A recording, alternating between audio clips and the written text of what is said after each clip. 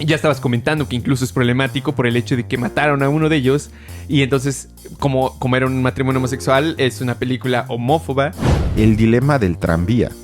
Es decir, que si se puede sacrificar una vida para salvar a otros. Que todo lo que tú hagas como persona tiene que tener la posibilidad de convertirse en ley universal.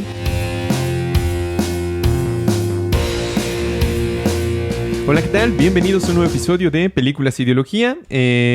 Una vez más estamos Cristian, Balam, y esta vez vamos a narrar una película que tiene poco que salió. Es como de terror suspenso, que se llama, valga la redundancia, Llaman a la puerta.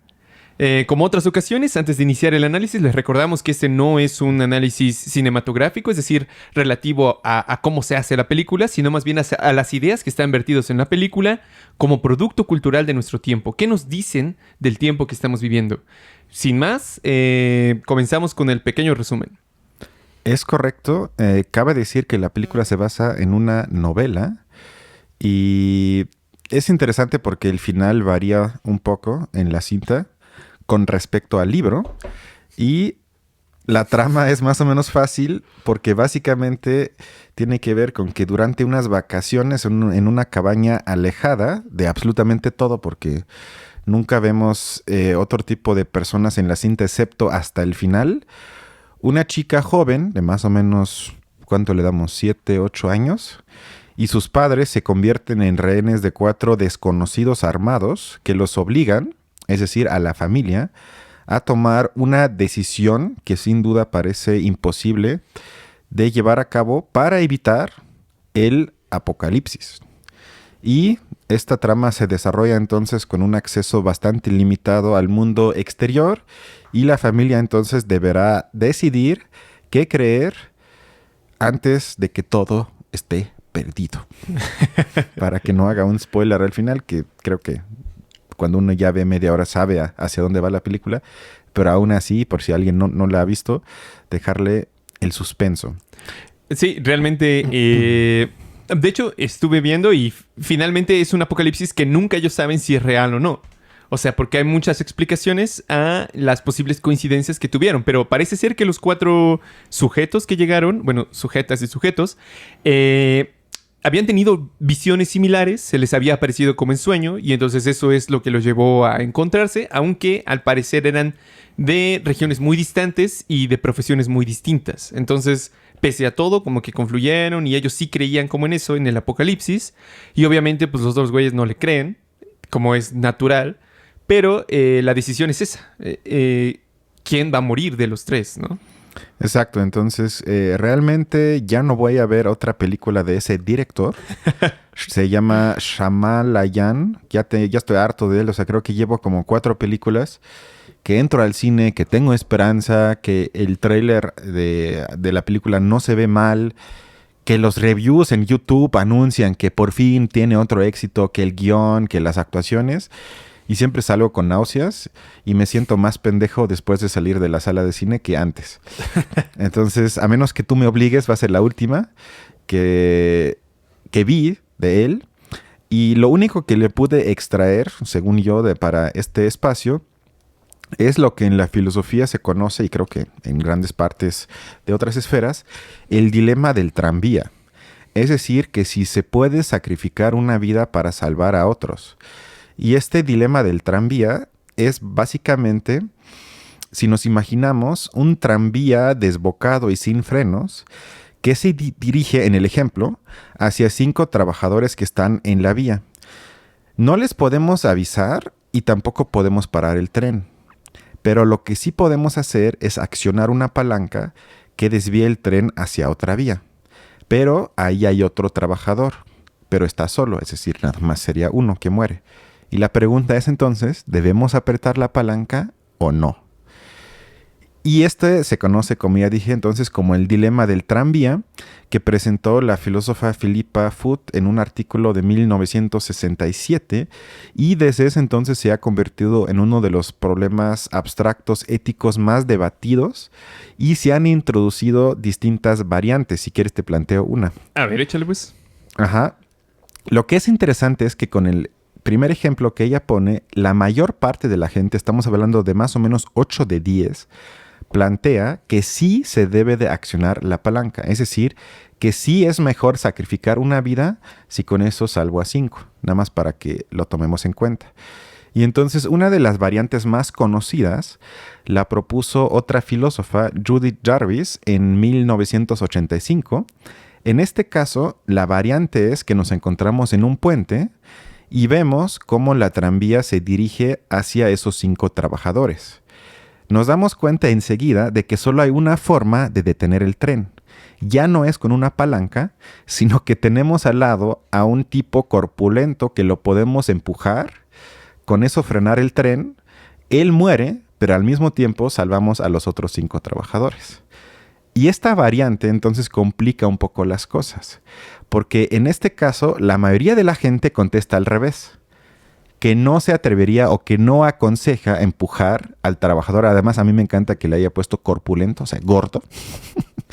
Y puso eso como para influir en cómo la gente lo toma, porque ahí está como también ese elemento de que como está gordo quizás es más dispensable.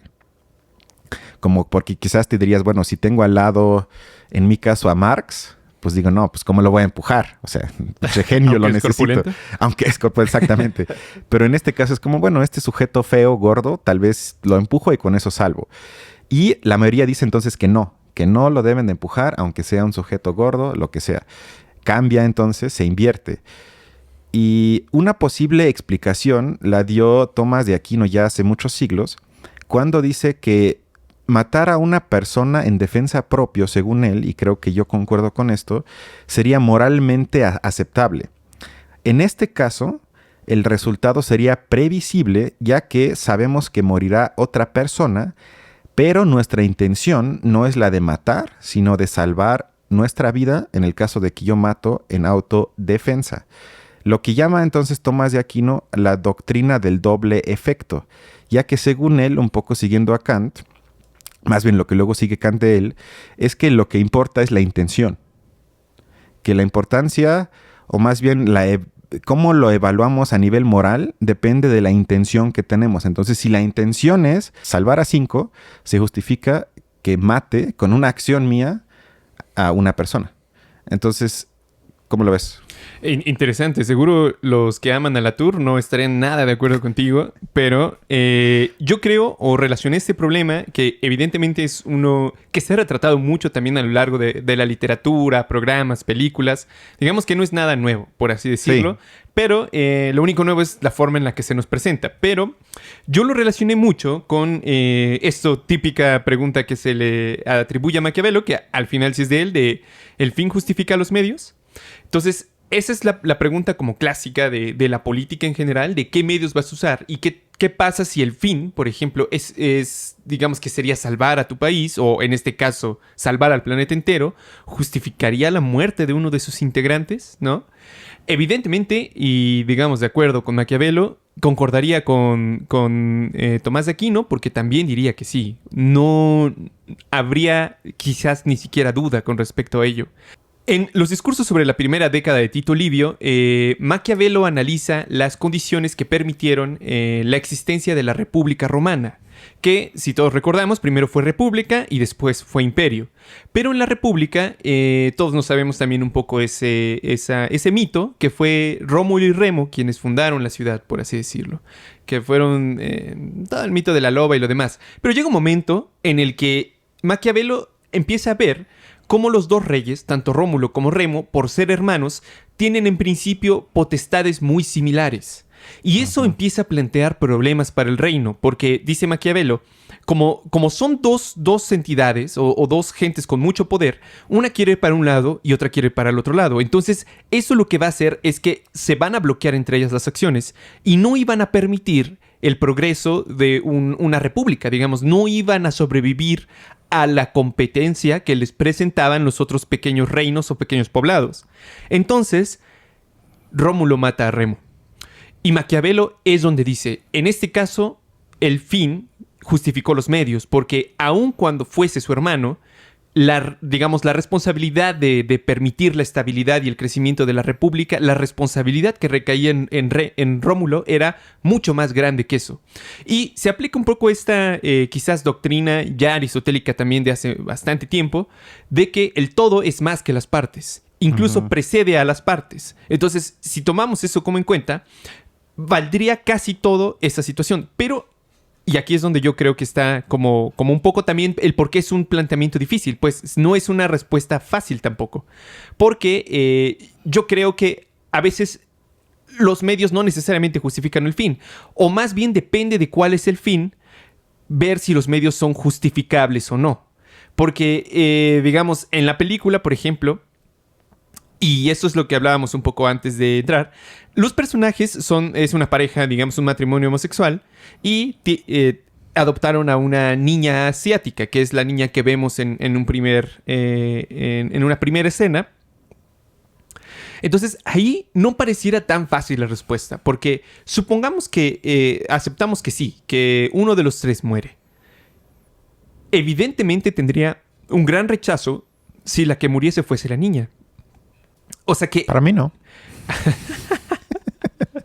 Pero ante el público, digamos, en general, sería muy problemático. Ya estabas comentando que incluso es problemático por el hecho de que mataron a uno de ellos. Y entonces, como era un matrimonio homosexual, es una película homófoba. O sea, hay consecuencias de uno y otro lado. Finalmente, no se libra. Pero si uno tiene que decidir, pues yo pienso que el mal menor, ¿no? Es que creo que es complicado porque, digamos, desde la filosofía se podría ver también bajo la óptica utilitarista, que en síntesis no hace diferencia entre la intención y la previsión, o sea, el resultado, sino porque puede resultar comprensible, yo creo que para todos, de que nos resulte incómodo la idea de empujar a alguien, aunque eso salve 5 vidas. O sea, creo que eso, quién sabe si yo mismo fuera capaz de hacerlo y menos en 5 segundos que tengo que decidir y luego hacerlo. Pero lo único que importa, según esta doctrina utilitaria, serían las consecuencias, que en este caso serían, entre comillas, para el bien general, porque 5 vidas en contra una. Lo opuesto sería, ahí sí en el sentido de Kant, que tiene que ver un poco con lo que acabas de decir, que sería más enfocándonos en una ética de los deberes, que obviamente conecta con el imperativo categórico de Kant, que sería más o menos que todo lo que tú hagas como persona tiene que tener la posibilidad de convertirse en ley universal. Y esto, por ejemplo, sería que si yo robo, pues entonces tendría que todo el mundo tener la posibilidad de robar y así el mundo no funciona. Si yo miento, todo el mundo podría mentir y así uno mismo hasta podría hacer un autocontrol en un mundo ideal si lo que yo hago, según Kant, es éticamente correcto o no, usando este imperativo categórico. Pero yo creo que para Kant habría una diferencia entre el primer dilema que puse y el segundo, porque es evidente que en el segundo usamos a un humano, a un hombre como medio para alcanzar un fin, mientras que en el primero usamos una acción, una palanca como medio para un fin. Y esto entonces, lo primero no va en contra del imperativo categórico, que es que nunca uses a un humano como un medio, sino siempre como un fin. Y en cambio en el segundo sí choco porque uso a un humano como un medio para alcanzar un fin, salvar a las 5 personas. O sea, también eso creo que complica más. El contraargumento sería que el resultado es el mismo, lo cual es efectivamente cierto, pero yo creo que Kant ahí tiene un punto porque lo vemos en cómo la gente contesta. En el primer caso contesta que sí, en el segundo que no, cuando el resultado es el mismo. Y eso creo que sin que yo sepa exactamente por qué, pero cuenta algo sobre nosotros como humanos. Y no sé, pero si quieres esto que es un poco abstracto, me pareció interesante porque se puede llevar a muchas cosas reales de la vida. Porque yo creo que esto justamente nos ayuda a pensar cosas como, por ejemplo, sí se vale que haya, entre comillas, daños colaterales, como les llamó aquí Felipe Calderón, en una guerra, ya sea en una guerra contra las drogas supuestamente, en guerra de Rusia contra Ucrania, en la invasión de Estados Unidos a Irak o lo que sea, que también se plantea hoy más con la guerra de los drones, o la guerra que ya no es directo, hombre contra hombre, o tanque contra tanque, sino que qué pasa, eso que sale un poco con Assange y Snowden, qué pasa si tengo un objetivo, vamos a suponer que sí es una mala persona, que sí es terrorista, porque eso sería otra discusión, pero vamos a decir que sí, se vale entonces eliminar, entre comillas suena horrible, a ese sujeto, tomando en cuenta que el riesgo es de que mate a 30 inocentes más o menos, o no, estaríamos en el mismo problema que en la película. Y así podríamos trazar uno tras otro. O sea, yo creo que ese tipo de pragmatismo ético, que suena horrible, pero que mucha gente en puestos de poder tiene que optar con ese tipo de pragmatismo, se plantea en la película, pero obviamente de la forma más pendeja y más banal. Pero si nos abstraemos de eso, yo creo que por lo menos levanta una que otra pregunta interesante. Sí, y yo creo que sobre todo, digamos, que en una muy buena parte de las decisiones políticas están en ese sentido. Realmente es muy difícil que tú puedas tomar una decisión política sin afectar la balanza de poder que existe. Digamos, no puedes pretender ayudar, por ejemplo, beneficiar a una clase trabajadora sin al mismo tiempo perjudicar a la clase que está más alta. Digamos, no existe un equilibrio como tal. Hay acciones que van a provocar efectos secundarios y tienes que asumirlos. Digamos, no es algo que sean simplemente decisiones fáciles, por así decirlo. Digamos que muchas de esas decisiones son similares a la que toma este cuate. Estas personas en la película, pero llevadas a una gran infinidad de cosas. Es realmente... pueden ser situaciones muy, muy complejas. Para otra vez construir una triada, la dimensión que mete la película y que no estaba presente en los dos dilemas que yo presenté es la de la familia. Porque obviamente eso también cambia el accionar potencial de la gente, porque en otro experimento planteado por Harvard, creo que fue en 2001, otra vez le plantearon, creo que a 500,000 de sujetos, el dilema del tranvía, pero esta vez a la persona que tendrían que sacrificar era un familiar. Y ahí el 98% dijo que en él. Que si no fuera el familiar sí, pero si es un familiar no. Y yo no estoy diciendo que eso es correcto, incorrecto, que lo critico o qué es lo que haría yo, pero otra vez vemos cómo ese elemento cambia todo. Entonces la gente ya tiene otra perspectiva moral y ética sobre algo si se trata de un miembro de la familia. Y en la película estamos hablando de que ellos tienen que sacrificar a un miembro de la familia, o sea, uno de los padres o a la hija. Y con esto yo creo que se manifiesta una vez más algo que aquí lo hemos tematizado, que es el familiarismo reinante, que sin duda afecta al dilema y que además lo que me pareció triste en la cinta es que se presenten nada más dos opciones. Es decir, no parece haber más salida que salvar a la familia o el fin del mundo. Tenemos que escoger, como que estamos con la espada contra la pared, no hay otra salida. Y esto yo creo que también se refleja en lo que dijo Fredric Jameson hace algunos años de que nos podemos imaginar el fin del mundo, pero no el fin del capitalismo, es decir, esa falta de imaginación, de opciones, en una película de cine donde podrías plantearte miles de opciones, giros, o como diría Zizek, o sea, siempre es malo si hay dos opciones, sino Hegel nos diría que siempre hay una tercera opción, siempre hay esa opción que quizás surge combinando o contraponiendo dos opciones, se tiene que nacer otra. En el caso que no la haya, entonces tú estás en una cárcel ideológica, pero es tu problema, siempre hay otra opción, pero la película ni siquiera se preocupa por eso, sino simplemente hay esto y lo otro, y realmente ambas opciones son barbáricas, o sea, son horribles.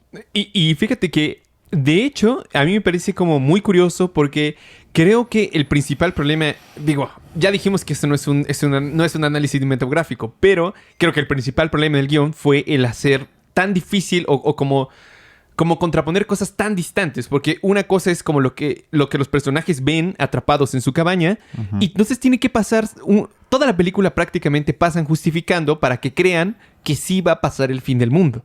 O sea, que es una consecuencia real. Y al final de la película, bueno, ya no hago spoilers, pero digamos que es un hueco enorme en el argumento. Entonces tiene que pasar un buen rato de la película justificando para que las personas dentro de la película crean y entonces se animen a tomar la decisión. Eso es lo que yo creo que lo vuelve como un poco tedioso.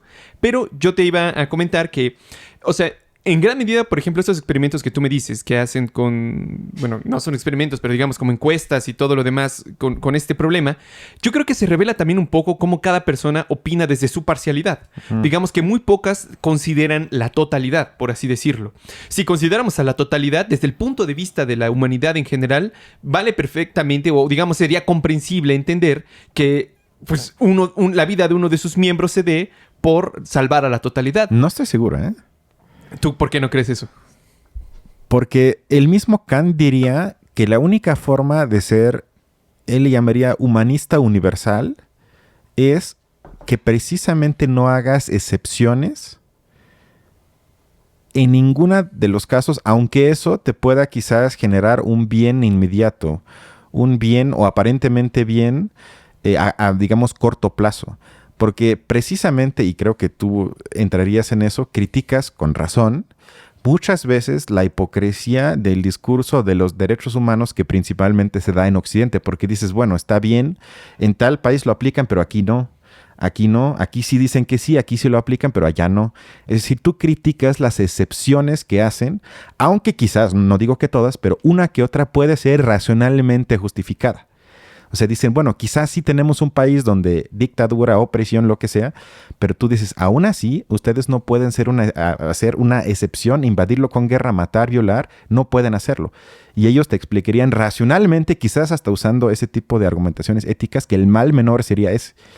Pero tú y yo estamos de acuerdo que, sí. si una vez rompes eso, Kant diría, digo, es más complicado que eso, pero abres la caja de Pandora. Entonces, él dice, por eso para él, por ejemplo, es incorrecto decir universalismo radical, porque dice que eso, según él, sería una tautología, porque no puede haber universalismo que no sea radical, es decir, que sea completo, que sea absoluto.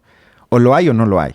Para él sí eso es extremo. Entonces, por eso yo diría que no podemos nunca, o no debemos, claro que podemos, y lo hacemos muchas veces, sacrificar una vida humana, aunque eso implica salvar a toda la humanidad, porque si hacemos eso, posterior a eso, vamos a enfrentarnos a dilemas similares donde ya no tenemos la autoridad moral ni ética para decir que no, porque van a decir, pero ahí también actuaste de esa manera. Entonces, por eso yo creo que es complicado. Sí, tienes toda la razón, pero es que también pienso, digamos, en general, te voy a, por ejemplo, poner una situación que a mí me parece que plantea esto mismo de un modo distinto, tal vez.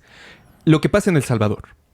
En El Salvador era uno de los países, hasta apenas el año pasado, uno de los países más violentos de toda América Latina y del mundo. Me parece que en algunos momentos estuvo compitiendo entre el primero y el segundo lugar con países en guerra, como Afganistán o Irak, como México también. Pero incluso más, digamos, ellos tienen una población más pequeña, pero, digamos, para su población tenían un porcentaje de asesinatos por cada 100,000 habitantes mucho mayor al nuestro, quizás como el doble. Y ahí, pues obviamente, digamos, era el tránsito de los migrantes. Venían mucha gente que iba migrando a Estados Unidos. Estaban la cuestión de las pandillas, ¿no? Las maras salvatrucha, etcétera, etcétera. Y entonces llegó Bukele, ¿no? Este presidente que está siendo muy polémico porque ha hecho muchas, digamos, ha tomado muchas decisiones autoritarias contra incluso los mismos presos. Pero el año pasado, digamos, iniciaron una especie de ofensiva total contra las pandillas. Los empezaron a llegar con el ejército, policías, mucho armamento. Los fueron a perseguir incluso a la selva. Prácticamente detenían a todo aquel que estuviera tatuado de una manera como muy similar a ellos. O sea, fue una acción en la que el gobierno se volvió de repente sumamente autoritario. Pero eso permitió que, por ejemplo, El Salvador tuviera, por primera vez, quizás en la vida de muchos salvadoreños, pero también desde hace mucho tiempo, tuvieron una Navidad sin uno solo homicidio, por ejemplo. Sin uno solo. O sea, que las familias pueden salir así en las calles ya en la noche.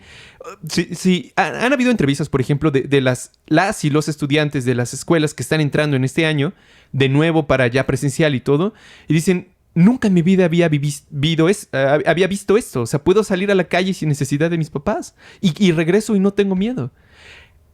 Es impresionante, pero evidentemente la sociedad salvadoreña piensa que vale el costo, por así decirlo. Porque entre las acciones autoritarias de Bukele, obviamente muchos inocentes son agarrados. Pero, digamos, en términos porcentuales deben ser alrededor de menos del 10% de todos los que agarran y de todos los que tienen. Digamos que ese porcentaje está pagando el precio de lo que está haciendo Bukele, entre otras personas. Pero parece ser que la sociedad lo asume o lo permite. También porque en gran medida piensan que a futuro esas personas podrían probar su inocencia. Eso, quién sabe, no tengo ni idea si El Salvador permite algo así. Pero me parece que presenta un dilema real de una situación similar que se está viviendo en un pueblo que era sumamente violento y que hoy, o sea, hace un año era de los más violentos y hoy es de los más seguros de toda América Latina. Sí, eso es un dilema. Exactamente un dilema donde yo no tengo la respuesta, pero históricamente se puede argumentar que eso nunca termina bien. O sea, que puede llevar, como dices, quizás a una paz temporal o a cierto, quizás a reducción de violencia en un espacio geográfico, pero a mediano o largo plazo eso siempre provoca que haya opresiones inevitables que luego salen, casi explotan como un volcán de repente, y entonces sale la furia y nos enteramos 10 años después, a veces nunca, pero a veces sí, de todos los atropellos que sufrieron miles de personas en ese espacio geográfico correspondiente. Entonces, o sea, es difícil. Tampoco tengo una respuesta, pero yo ya estaría feliz que por lo menos se admitiría que no hay buena opción y que no hay como ese camino sagrado de que, bueno, hacemos esto y todos vamos a ganar y todos estamos felices, sino que a veces se acepte a nivel político incluso que estamos optando por la decisión menos mala y que eso, aún así, no todos se van a beneficiar y algunos se van a perjudicar. O sea, yo creo que ya estaría feliz con eso. Sí, y yo creo que muchas familias realmente viven esa situación allí y yo no creo que no exista, digamos, una familia lo que a lo mejor uno de sus miembros haya sido agarrado, pero que aún así piensen que vale la pena el sacrificio que se está haciendo. Porque también es una situación sumamente desesperante. Digamos, aquí en México, por ejemplo, hay poblados que viven inmersos en una violencia, pero profunda. O sea, tienen miedo de morir o son constantemente asaltados, etcétera, etcétera. Y seguro muchas de esas personas, por esa sensibilidad creada, dirían, vámonos. O sea, sí, sin duda.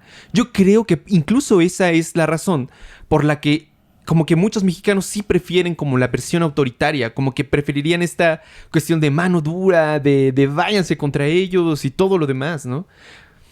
Pero quién sabe, yo creo que es un ejemplo, digamos, de la vida real que se podría más o menos acercar, no sé. Sí, yo creo que siempre es peligroso y yo optaría siempre por criticar ese tipo de opciones, aunque eso también a nivel inmediato implique quizás más sufrimiento. Otra vez sería un dilema, pero en fin, ¿la gente tiene que ver esta película o no? Nah.